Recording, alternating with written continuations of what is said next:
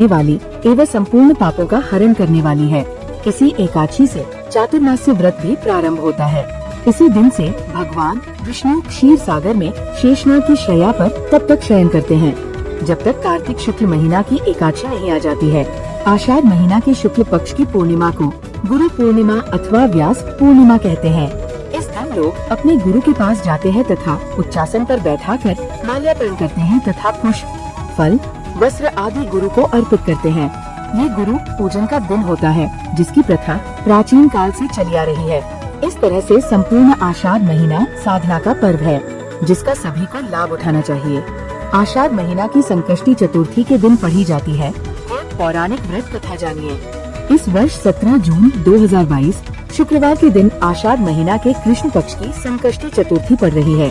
इस दिन यह पौराणिक कथा पढ़ी और सुनी जाती है। दशमी के दिन परलक्ष्मी व्रत तमिलनाडु में अत्यंत प्रसिद्ध है। आषाढ़ी पूर्णिमा का भी बहुत महत्व है। पूर्णिमा के दिन उत्तराषाढ़ा नक्षत्र होने पर 10 विश्व देवों का पूजन भी किया जाता है।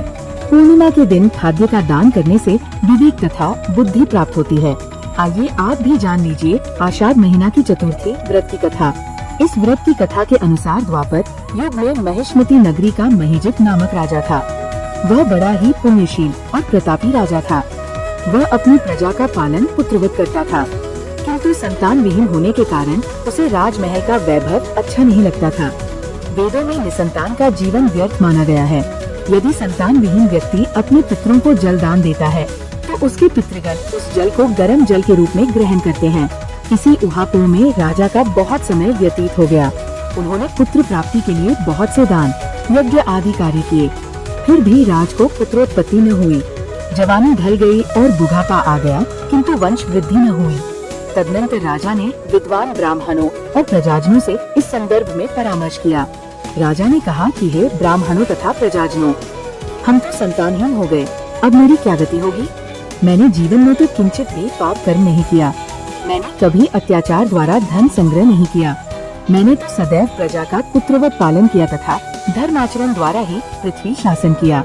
मैंने चिल्डाकुओं को दंडित किया, इष्ट मित्रों के भोजन की व्यवस्था की, गौ ब्राह्मणों का हित चिंतन करते हुए शिष्ट पुरुषों का आदर सत्कार किया। फिर भी मुझे अब तक पुत्र न होने का क्या कारण है? विद्वान ब्राह्मणों ने कहा कि हे महाराज, हम लोग वैसा ही प्रयत्न करेंगे जिससे आपके वंश की वृद्धि हो। इस प्रकार कहकर सब लोग युक्ति सोचने लगे। सारी प्रजा राजा के मनोरथ की सिद्धि के लिए ब्राह्मणों के साथ वन में चली गई। वन में उन लोगों को एक श्रेष्ठ मुनि के दर्शन हुए। वे मुनिराज निराहार